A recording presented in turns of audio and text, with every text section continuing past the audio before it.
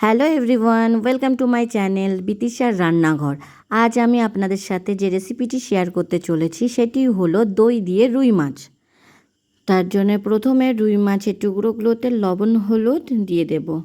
এরপর এটিকে ভালোভাবে লবণ হলুদ মাখিয়ে নেব। কড়াইতে তেল গরম করে তার মধ্যে রুই মাছের টুকরোগুলোকে একে একে দিয়ে দেব আর ভাজা করতে থাকবো।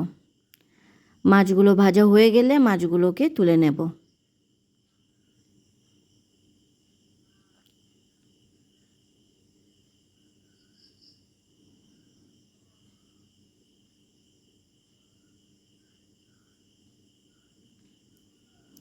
এরপর আর যে মাছের টুকরোগুলো আছে সেইগুলোকেও একে একে ভেজে নেব।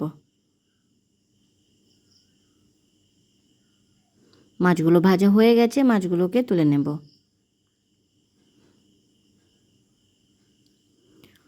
বাটিতে ফ্যাটানো টক দই নিয়ে তার মধ্যে একে একে দিয়ে দেব হলুদ, জিরে গুঁড়ো, মরিচ গুঁড়ো, শুকনো লঙ্কার গুঁড়ো, কাশ্মীরি লঙ্কার গুঁড়ো আর দিয়ে দেব লবণ। দিয়ে সেটিকে ভালোভাবে মিশিয়ে নেব আর একটি পেস্ট তৈরি করে নেব। এরপর গরম তেলের মধ্যে দিয়ে দেব গোটা গরম মশলা আর তেজপাতা, দিয়ে সেটিকে একটু নাড়াচাড়া করে নেব।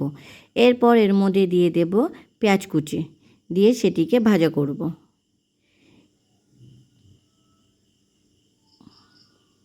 পেঁয়াজটি একটু ভাজা ভাজা হয়ে আসলে এর মধ্যে দিয়ে দেব রসুন বাটা আর দিয়ে দেব আদা বাটা, দিয়ে সেটিকে ভালোভাবে ভাজা করতে থাকব।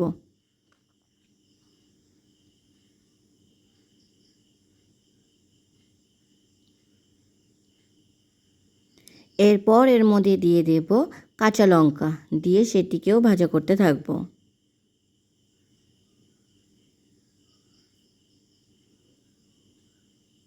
এরপর এর মধ্যে দিয়ে দেব টমেটো পেস্ট। টমেটো পেস্টটি দেবার পরে এটিকে নাড়াচাড়া করতে থাকব।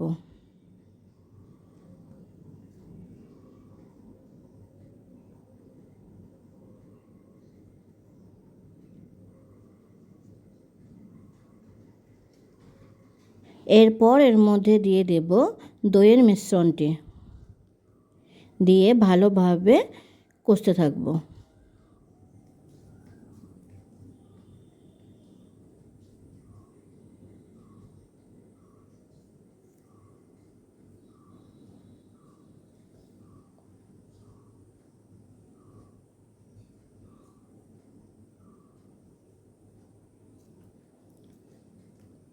মশলাটা ভালোভাবে কষা হয়ে গেলে এর মধ্যে দিয়ে দেব পরিমাণ মতো জল, দিয়ে সেটিকে নাড়াচাড়া করে নেব, করে এটিকে ফুটতে রেখে দেব।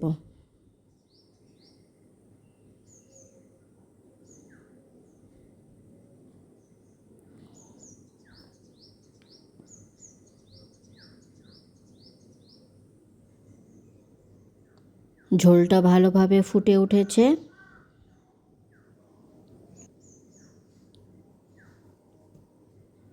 এরপর এর মধ্যে দিয়ে দেব ভেজে রাখা মাছের টুকরোগুলোকে।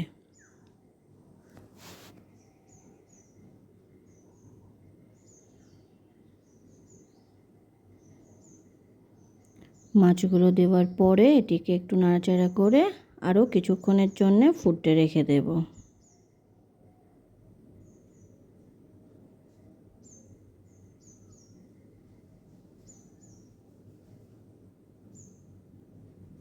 এরপর এর মধ্যে দিয়ে দেব পরিমাণ মতো লবণ, দিয়ে সেটিকে নাড়াচাড়া করে ফুটতে রেখে দেব।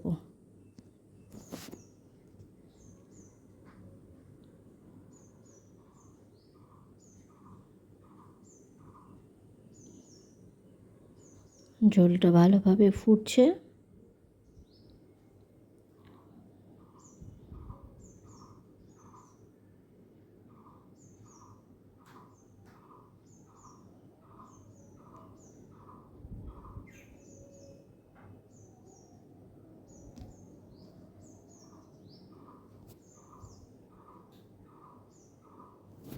আর কিছুক্ষণ ফুটলেই তৈরি আমাদের দই দিয়ে রুই মাছ।